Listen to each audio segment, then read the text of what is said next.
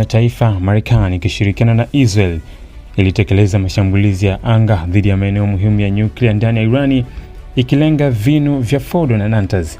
Hili ni tukio kubwa zaidi la aina yake dhidi ya miundombinu ya nyuklia ya Irani katika siku za hivi karibuni. Serikali ya Marekani inadai kuwa imefanikiwa kuchelewesha kwa miaka kadhaa maendeleo ya mpango wa nyuklia, huku Irani ikikanusha vikali, ikisema mashambulizi hayo hayakugusa maeneo yoyote muhimu na hayakufanikisha malengo yaliyokusudiwa. Ripoti kutoka kwa maafisa wa ujasusi wa Marekani zinaeleza kuwa vinu vilivyoshambuliwa vilikuwa vikihusika moja kwa moja na urutubishaji wa urani hadi 60%, kiwango ambacho ni hatua moja kabla ya kiwango kinachotakiwa kwa kutengeneza silaha za nyuklia. Jeshi la Marekani linasisitiza kuwa uharibifu uliofanyika unajumuisha kuharibiwa kwa mashine za centrifuge, mifumo ya kudhibiti joto na umeme, na hata baadhi ya hifadhi na malighafi. Hata hivyo, mashirika huru ya kimataifa bado hajathibitisha uharibifu huo.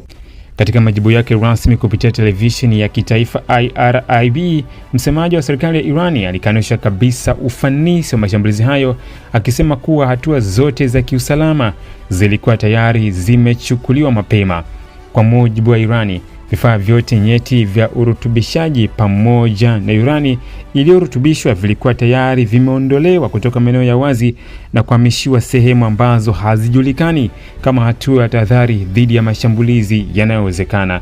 Iran imetaja mashambulizi haya kama jaribio la Marekani na Israel kupotosha ulimwengu kuhusu hali halisi ya ushawishi wao wa kijeshi, ikiongeza kuwa hatua hiyo haitazuia taifa hilo kuendelea na haki yake ya kutumia nishati ya nyuklia kwa matumizi ya amani. Kiongozi mkuu wa Irani Ayatollah Ali Khamenei amewataka wananchi wake kuendelea kuwa watulivu, huku akiahidi kuwa taifa hilo litasimama kidete dhidi ya kile alichokiita uchokozi wa kimataifa unaofadhiliwa na Magharibi. Tukio hili halikubaki kwenye medani za kijeshi pekee, limeingia moja kwa moja katika vita vya taarifa, ambapo pande zote mbili, Marekani na Israel kwa pande moja na Irani kwa upande mwingine, zinatoa taarifa zenye maudhui yanayopingana kuhusu mafanikio au kushindwa kwa mashambulizi hayo. Kila upande unajitahidi kushawishi jamii ya kimataifa pamoja na raia wake kuwa umeibuka mshindi katika tukio hilo. Kwa upande wa Marekani, taarifa za maafisa wa juu wa usalama wa kitaifa zinaeleza kuwa operesheni imefanikiwa kwa asilimia kubwa na kwamba imechelewesha uwezo wa Irani kufikia kiwango cha kutengeneza silaha za nyuklia kwa muda wa angalau miaka 2 hadi 3. Aidha, wanasisitiza kuwa ujumbe umepelekwa kwa mataifa mengine kama Korea Kaskazini kwamba uamuzi wa Marekani wa kutumia nguvu unaposababisha tishio la nyuklia uko wazi na wa haraka. Kwa upande mwingine, Irani imesema kwamba lengo kuu la mashambulizi haya halikuwa kuharibu miundombinu ya nyuklia pekee, bali pia kujaribu kuvuruga hali ya kisiasa na kijamii ndani ya Irani, hasa wakati taifa hilo likielekea kwenye uchaguzi wa bunge. Hii inaeleweka kama mbinu ya propaganda ya Marekani kuvuruga udhibiti wa ndani wa Irani na si operation halisi ya kijeshi ya kuzuia silaha za nyuklia. Mashambulizi haya yametikisa tena usalama wa Mashariki ya Kati, eneo ambalo tayari linakumbwa na migogoro ya kivita, kigaidi na mashindano ya kijeshi kati ya mataifa yenye nguvu.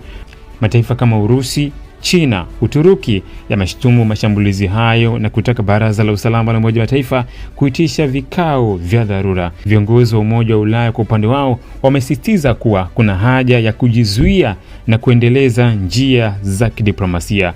Wachambuzi wa kisiasa wanaonya kuwa huenda Irani ikaamua kulipiza kisasi kwa njia zisizo za moja kwa moja, ikitumia washirika wake kama Hezbollah nchini Lebanon, vikundi vya Houthi nchini Yemen au makundi ya wanamgambo nchini Iraq. Hali kama hii inaweza kuchochea mlipuko mkubwa wa mzozo katika eneo hilo. Zaidi ya hayo, matumaini ya kuhusishwa na mkataba wa nyuklia wa JCPOA yanaonekana kufifia kwa kasi. Iran huenda ikajitoa kabisa kwenye juhudi za mazungumzo au hata kuchukua msimamo mkali wa kuendeleza urutubishaji wa urani kwa kiwango cha juu zaidi kwa lengo la kujilinda dhidi ya mashambulizi ya baadaye. Wakati ambapo dunia inatazama kwa makini, bado hakuna ushahidi wa moja kwa moja wa kuthibitisha iwapo mashambulizi ya Marekani yameathiri kwa kiwango gani uwezo wa nyuklia wa Irani. Shirika la kimataifa la nishati ya atomic limesema linafuatilia kwa ukaribu na litatoa taarifa mara litakapokuwa na taarifa za kutosha za kiufundi. Vile picha za satellite kutoka mashirika ya kiraia bado hazijathibitisha uharibifu mkubwa, hasa kwenye maeneo yaliyo chini ya ardhi kama Fordo. Katika hali ya sasa, kila upande unajaribu kutumia tukio hili kama silaha ya kisiasa, Marekani na Israel wakionyesha kuwa walifanya kilichotakiwa kulinda dunia dhidi ya silaha za nyuklia, Irani ikijaribu kudhihirisha uimara wake wa kisiasa, kijeshi na kiusalama.